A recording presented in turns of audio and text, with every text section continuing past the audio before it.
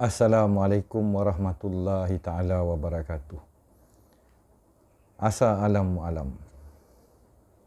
Asal muasalnya sebuah warisan keilmuan gaib sebuah bangsa.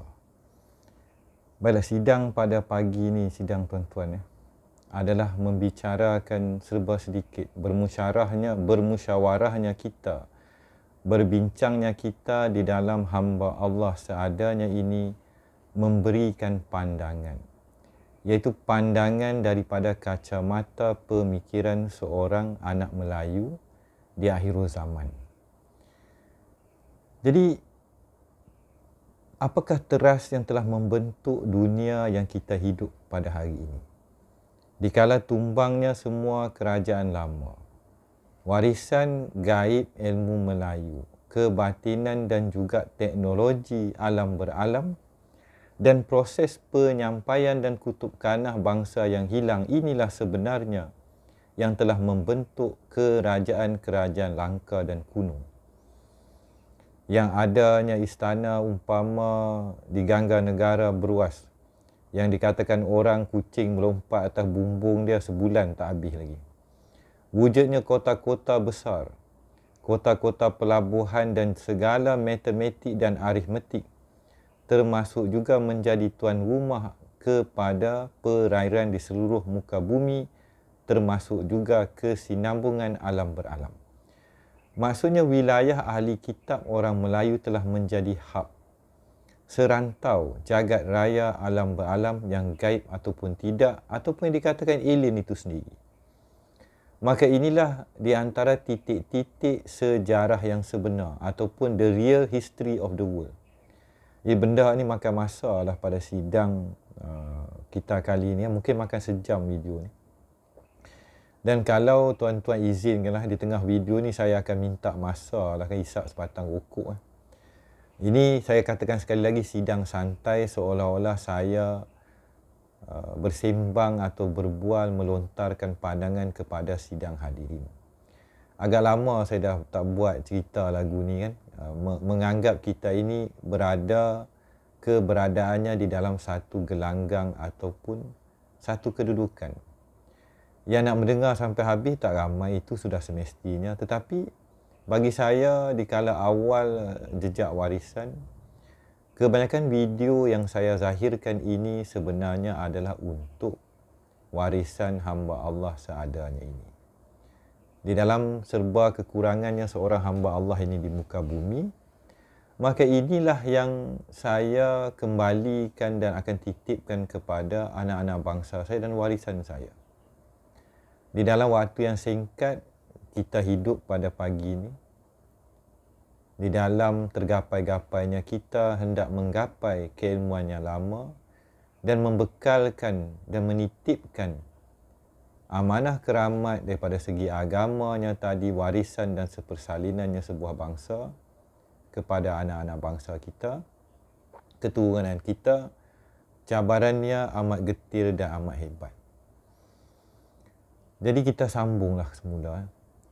Keilmuan gaib orang-orang Melayu adalah yang menjadi teras kepada kutub kanah, framework architecture dan juga suatu sistem penguasaan jagat raya ataupun alam beralam. Ketika ini seperti mana yang telah dipersetujui atau dinyatakan oleh segala ramalan, termasuk ramalannya Jayabaya ke Kalki Awata Al-Mahdi itu sendiri. Ketika ini adalah zaman keruntuhan, zaman kegelapan. Kegelapan yang meraja di dalam hilangnya pandangan yang luhur murni, hilangnya jiwa yang bersih. Seolah-olah kita telah ditinggalkan sementara dan penjaga belum hadir kembali. Di zaman keruntuhan inilah kita yang ada di muka bumi pada hari ini sedang ditempa, diuji dan disaring. Berapa ramai yang bisa terlepas? Berapa ramai yang bisa menewaskan segala macam dugaan, cabaran dan juga pujukan daripada segenap penjuru alam? Ini adalah ujian yang ditimpakan kepada kita pada pagi ini. Daripada manusia yang pertama sehingga yang kita dikatakan penduduk muka bumi akhir zaman. Maka segala yang gaib, 5G ke 6G bahkan menjadi 10G. Kekuatan ekonomi yang memegang perbankan, yang memberikan kita kertas yang ada bunga, yang menghamba abdikan kita. Pukauan mimpi, minda, sihir, hipnosis, mind control, sehinggalah kepada nanochip yang telah diinjek ataupun diimplan kepada diri kita di dalam satu timeline sejarah yang baru kita selesai hadap. Dalam isu itu pun tidak ramai yang terselamat dan tidak ramai yang bisa faham akan apa yang telah terjadi. Fasa COVID telah berlalu. Pada hari ini Menteri Kesihatan bersembang kari, bersenda gurau menjadi DJ. Nampak ada jadi DJ Sembang kari macam-macam cerita. Mana mutasi kuman-kuman yang dikatakan terdahulu?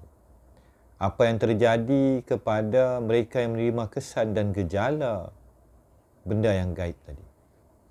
Ini dah melarut ke cerita topik lain kan sidang. Jadi kita sambung kembali.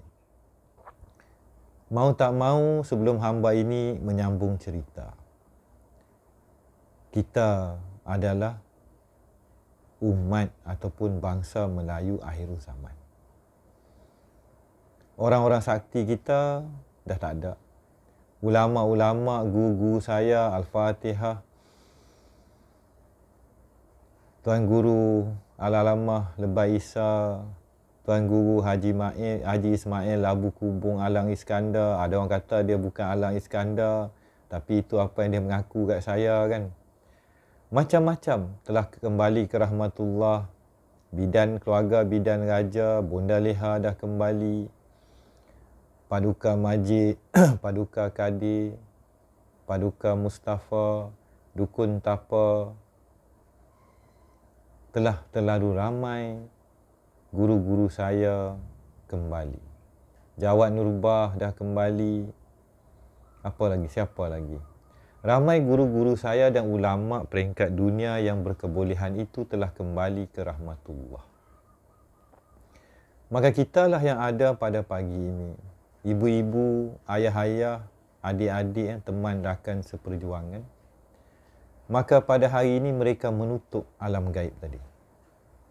Amalan kita yang hilang teras dan juga induk ini dikatakan bid'ah, sesat, kurafat. Berbagailah bukti yang nyata dan ayat dan dakwat hitam mereka akan berikan kepada kita dan anak cucu kita.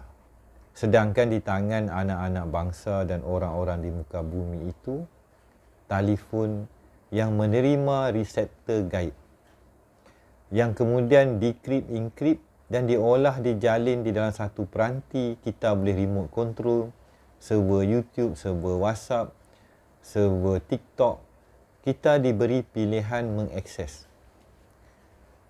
Jadi, mereka ada server. Di alam gaib juga ada berbagai server dan peranti yang telah difahami oleh manusia-manusia terdahulu yang lebih canggih daripada apa yang ada sekarang.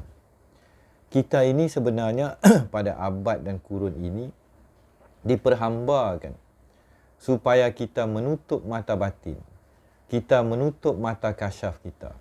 Bagi anak-anak bangsa yang dilahirkan kasyaf dan melihat alam Allah Akbar yang maha besar ini, ibu bapa menutup mata batin.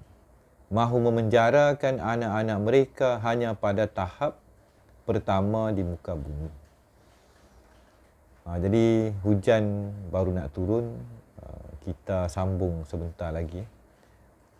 Sebab rasanya formula dan juga cerita ini telah ada yang membawa sebuah rahsia dan cerita yang terpaksa hamba ini sambung pada babak kedua. Kita bakal bersambung. Wabillahi taufiq wa hidayah. Assalamualaikum warahmatullahi taala wabarakatuh.